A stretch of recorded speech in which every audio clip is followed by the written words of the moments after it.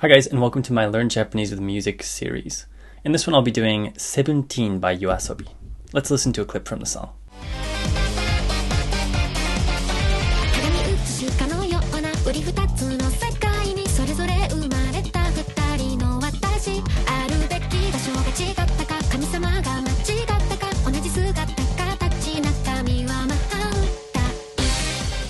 By the end of this video, you'll completely understand the vocabulary and grammar you just heard. Enjoy. Alright, let's jump into the breakdown. So we're doing 17 by YOASOBI. A big thank you to Mark at the Super Goku 101 for the recommendation. I really appreciate it. Let's go ahead and look at the lyrics that we just heard. Okay, so 鏡写しかのようなうり二つの世界にそれぞれ生まれた二人の私あるべき場所が違ったか神様が間違ったか同じ姿形中身は真反対 Okay, so this is what we'll be looking at in this video. Let's take a look at the first line. Kagami utsushika no yona. Alright, so we start with kagami, which is a mirror. Okay, and I've included the accent here for your and my convenience. I will explain accent in detail in a different video, so don't worry too much about this yet. Okay, so kagami de jibun no kao miru. So this is to look, miru, at one's own face, jibun no kao, in a mirror, kagami de, or with a mirror. This uses de because de indicates a tool that you use to do something. It's one of the usages of de at least. And so in this case, the kagami is the tool that you use to view your face. So we use de. Kagami de jibun no kao miru. Okay, next we have utsushi. Utsushi ga. So utsushi is a copy. If you use this kanji over here, utsushi, it actually means a reflection. And in the song, I think the artist wants to say reflection, but for some reason she used this kanji, utsushi. Could be a mistake, maybe it was intentional, I'm not quite sure. Let's look at several examples using each kanji type. Okay, so we have juminhyou no utsushi o kudasai. Juminhyou is a residence card, so when you come to Japan you'll get a residence card, well, if you live here that is. And when you do certain applications and certain legal paperwork and stuff like that, you'll have to get a copy of that, so you can use this phrase to do that. Juminhyou no utsushi o kudasai. You can use that at the city office, by the way. Okay, so let's look at the other kanji, right? Utsusu, so kao kagami ni utsusu. Okay, so this is to reflect one's face in a mirror. And as you can see, it uses this kanji rather than this one. So for some reason, once again, the artist decided to use the less common kanji for reflection. Okay, so next we have ka, which is a question marking particle.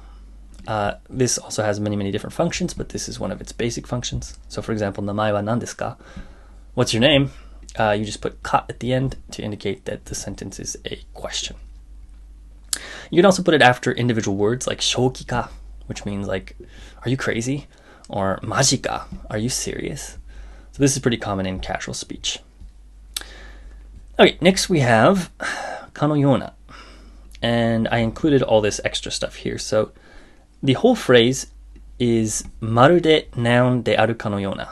Marude noun de aru ka no yona, which means as if it were something. But the artist has shortened that to ka no yona. And actually this is not so common. I don't see this very often, but that is what she did here. And this comes from the phrase noun no yoda, which means like a noun. So let's look at some examples of noun no yoda. Okay, so first example. 彼は英雄のようです. Okay, so he is like a hero. He's like a hero.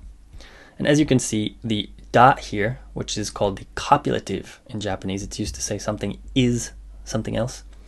As you can see, it's lengthened to its polite form here. So des. So all you have to do to make it polite is just change the dot to a des. Okay, so 彼は英雄のようです. He is like a hero. Okay, second example. 果物のような味. Okay, so here what we've done is we've changed the dot to a na, and so this whole phrase here, kudamono no yona, becomes a modifier for the word aji, which means flavor. Kudamono is fruit, so it's fruit-like flavor. So if you want to use the first phrase to modify something, all you have to do is change da to na, and then attach that directly to a noun. So for example, in the first example we have here, 彼は英雄のような人です. You could also say that. 彼は英雄のような hito desu. He's a person like a hero. It's kind of weird to say in English, but it works in Japanese. Okay, last we have 川のように流れる. Okay, so here we've changed the da to a ni, and the phrase acts like an adverb now. Okay, so it's modifying not a noun, but a verb, 流れる, which means to flow. So to flow, like のように a river, 川のように流れる. Okay, to flow like a river. So these are three ways of using this phrase のようだ. And once again in the song, it's かのような. Okay, so she adds this か, which kind of softens it, I guess you could say, as if it were. And then she uses that to modify the next phrase, which we'll see in the next section. Okay, so put everything together. 鏡写しかのような. So as if it were a reflection in a mirror. Okay, so what's she talking about? うり二つの世界に. Okay, so うり is a melon. Okay, and 二つ just means two things. So there's two basic ways to count in Japanese. One comes from the Chinese kanji characters, 1, 2, 3, 4, 5. And the second is native to Japan, and that is what we have listed here. Okay, so 1つ、2つ、3つ、4つ、5つ, etc.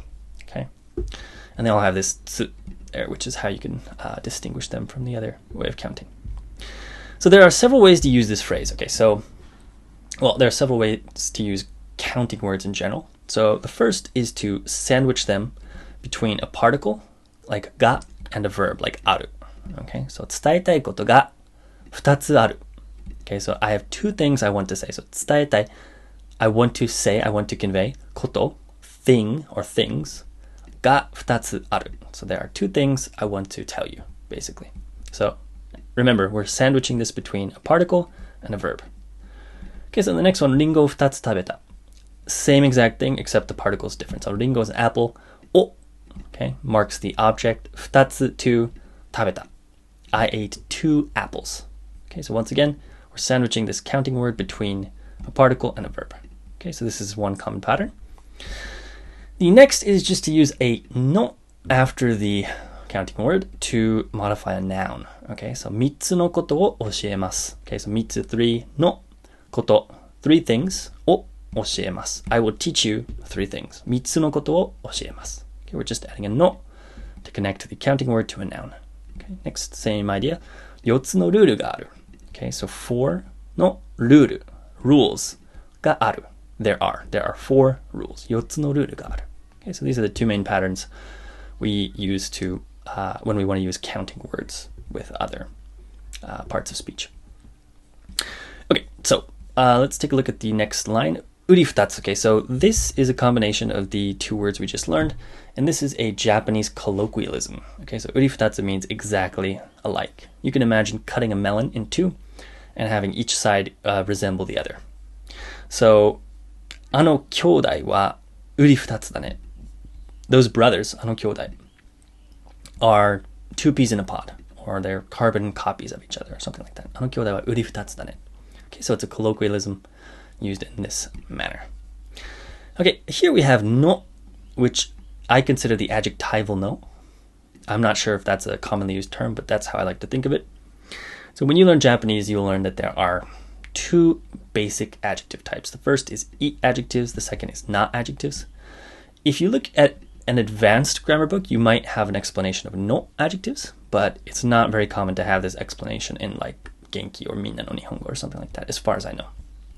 So let's just kind of look through these quickly. So I adjectives end in I, so they're pretty easy to spot. So おいしい, delicious, 寒い, cold, 硬い, hard. Na adjectives end in na when you attach them to a noun. So if you don't attach them to a noun, they don't have a na. But when you do attach them to a noun, they do have a noun. So きれいな人, for example, a beautiful person. きれいな女性, a beautiful woman. 便利な町, convenient city. 重要な資料, important documents. Okay, so when you attach it to a noun, you use na. So those are na adjectives. As you can see, きれい does actually end in an I here, but it's part of the kanji, the second kanji here. So it's not actually an I adjective, so you have to be careful with that one. Okay, so finally we have no adjectives.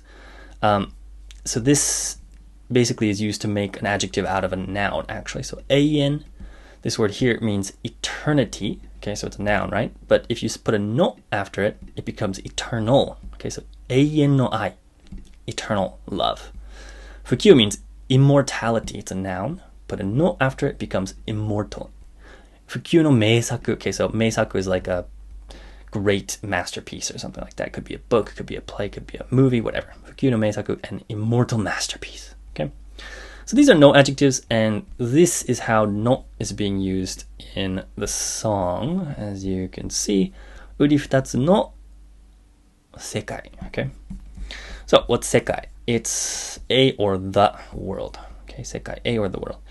Depends on the context, obviously. If we're talking about our world, it could be translated the world. If you're talking about like different dimension or something like that with its own world, you could say a world. Okay, so here are some phrases, common phrases that use sekai. So sekaiichi, best in the world. Ichi just means one, so it's like number one in the world, best in the world. Bessekai, this is like a different world. Bessekai, betsu means separate or different. Sekai kibo, this is like on a worldwide scale. Kibo is like scale, and then world, sekai kibo. So those are some common phrases that use sekai.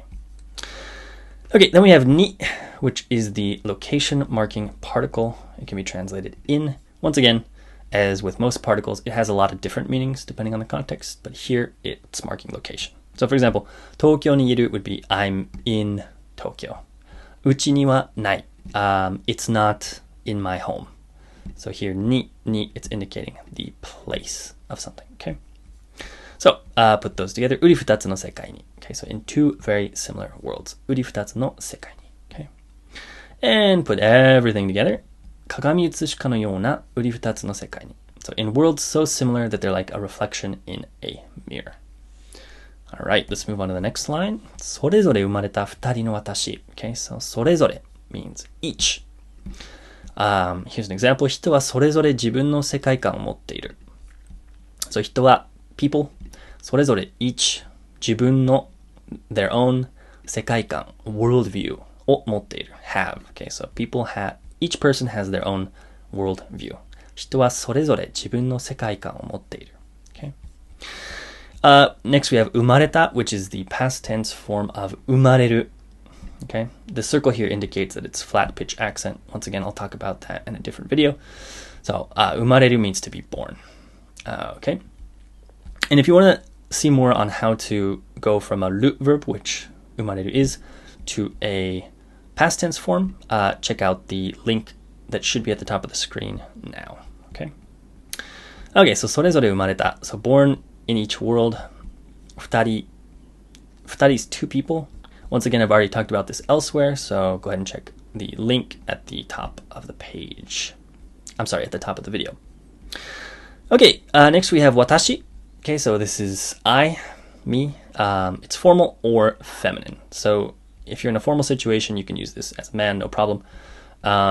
Women use it in informal situations as well, but men usually use something like boku or ore instead. Atashi is also kind of feminine. It's a slightly different version of watashi. Don't hear it too much. I mean, there are a lot of different ways to refer to oneself, but anyway, see, these are some of the common ones.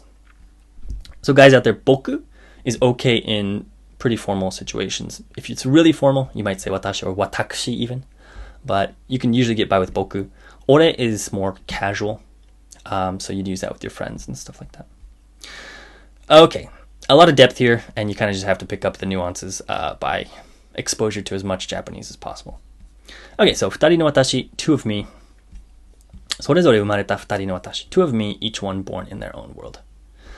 So this song is actually based on a novel, which is where these ideas come from. If you want to know more about it, just check out Wikipedia. There's a good article in English, or you could read about it in Japanese if you want. All right, moving on. あるべき場所が違ったか. Okay, so ある just means to be. It marks inanimate objects usually, but in this case it's actually used to refer to people, which is kind of a rarity, but happens sometimes. Beki means should. So let's look at some examples of beki. This is a really unique structure in Japanese. So taberu beki, which means should eat. 倒すべき相手. So 相手 is a competitor, and 倒す is to knock down or to defeat in this case. So the interesting thing about beki, first of all, is that you just attach it directly to the simple form of the verb. So this is rare in and of itself. And then when you use beki to modify something else, like 相手, you don't use a na or no or anything else. It just goes directly up against the noun. So 倒すべき相手 is a competitor I should defeat, basically. 僕がすべき仕事. Okay, so I put these here on purpose to show you that you don't need these. No, not, no, no. Just attach beki directly to the noun that you want to modify. So 僕がすべき仕事, work that I should do. Okay? So we have あるべき, which means should be. あるべき, 場所. 場所 is a place. Once again, this indicates flat pitch accent. Don't worry about that too much for now. が is a subject marking particle. Okay, then we have 違った, which is the past tense form of 違う, to be different. Okay, so quickly let's look at how verbs that end in u are conjugated into their past tense form. All you have to do is change u to ta. Okay, so 買う becomes 買った. So to buy, I bought. 会う, to meet. 会った, I met or someone met. So pretty simple. Guys, if you want to get your conjugations down, I highly recommend my shorts. They're very short, as the name implies, like 30 seconds or something like that.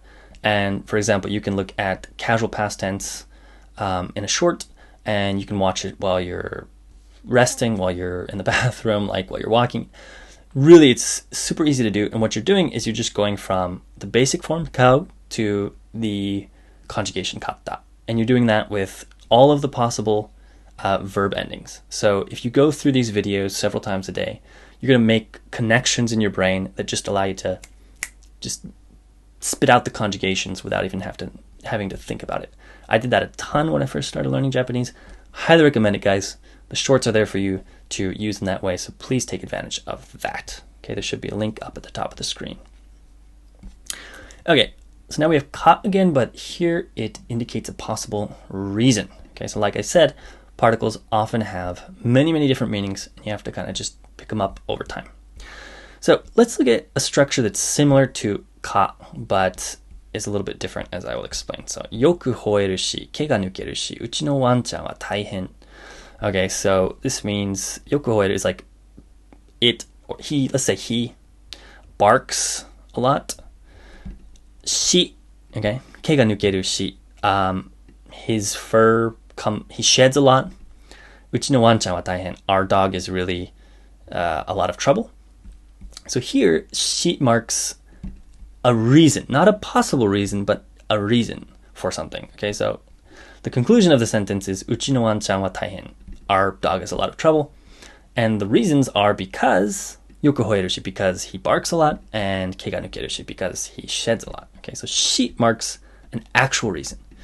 Okay, か on the other hand indicates, as I have written at the top, a possible reason. Okay, so let's look at this long example. ストレスが多かったか. So possibly because there was lots of stress. 新しいことに挑戦したかったか. Perhaps because he wanted to try something new. 彼は仕事を辞めた. He quit his job. So it might have been the stress. Maybe it was just because he wanted to try something new. I don't know. But regardless, he quit his job. Okay, so that's kind of the nuance of using か in this kind of way. ストレスが多かったか、新しいことに挑戦したかったか、彼は仕事を辞めた. Okay? So, here we have あるべき場所が違ったか. Perhaps we were supposed to be in a different place. And as you will soon see, this か is used with another か in a kind of set here. And so you kind of have to take them both together to get the full meaning. So let's look at the next phrase. So, 神様が間違ったか. So 神様 means a god or god, depending on the context. 間違った. This is the past tense of 間違う.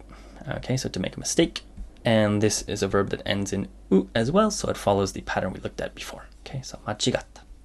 Made a mistake. Okay, so 神様が間違ったか. Perhaps God made a mistake. Okay. And we'll see the combination of these two phrases at the end. Okay, so next. 同じ姿形. Okay, so 同じ just means the same. And 同じ can also just be connected directly to the noun that you want to modify. So 同じ人, the same person. 昨日と同じレストランに行こう。昨日 yesterday と same as, it's like saying as I guess in this case. 同じレストラン。So same restaurant に行こう。Let's go. So 昨日と同じレストランに行こう。Let's go to the same restaurant we went to yesterday. Okay, next we have 姿 and appearance. Okay, 綺麗な姿。A beautiful appearance. 怖い姿。A scary appearance. 惨めな姿。A shameful experience or a miserable experience. I'm sorry, an appearance. A miserable appearance, not experience. 姿 means an appearance, yeah. Okay, so next we have 形, which is a shape. Once again, this is flat pitch. 形, okay. Some basic shapes in Japanese are maru, which is a circle, 四角, which is a square, and 三角, which is a triangle. Okay, so we can put those together, 姿形, and it makes a word that's not super common. It just means appearance. 姿形. Okay, so 同じ姿形, the same appearance. All right, moving on. This is the last line. 中身は真反対. 中身 just means the contents of something. So it could be 瓶の中身, the contents of a bottle. 箱の中身, the contents of a box. Okay, wa is the topic marking particle. 真反対 is completely opposite. I actually don't know the accent on this one. 反対 itself is flat pitch, but when you add something to the beginning of a flat pitch accent word, sometimes the accent changes. So for example, 正反対. Indeed, here the accent becomes middle high pitched. Once again, don't worry too much about accent yet. This is for people who have kind of already studied accent a little bit. Okay, so ma is used to say something is completely or right. So for example, maue would be like right above. Ue just means above. Maue, right above. Shita, this means below. Mashita, right below. Naka means in, within. Mannaka, right in the middle of something. Put everything together. Nakami wa mahantai. Our personalities are total opposites. So I translated, nakami just means contents, right? But I translated to that personalities. So, depends on the translator. Okay, let's look at the whole section. So, 鏡写しかのようなうり二つの世界に. Into two mirror image worlds. So I kind of combine the meanings here, as you can see, into a more simple translation. それぞれ生まれた二人の私. Two versions of myself were born, one in each world. あるべき場所が違ったか. Perhaps we were not where we were meant to be. 神様が間違ったか. Or perhaps God made a mistake. 同じ姿形. Though we look the same, 中身は真反対. Inside we are complete opposites. So I did kind of supply some words here to make it make more sense. They aren't actually in the Japanese itself. Alright, so that was 17 by YOASOBI. Let's listen to the song one more time.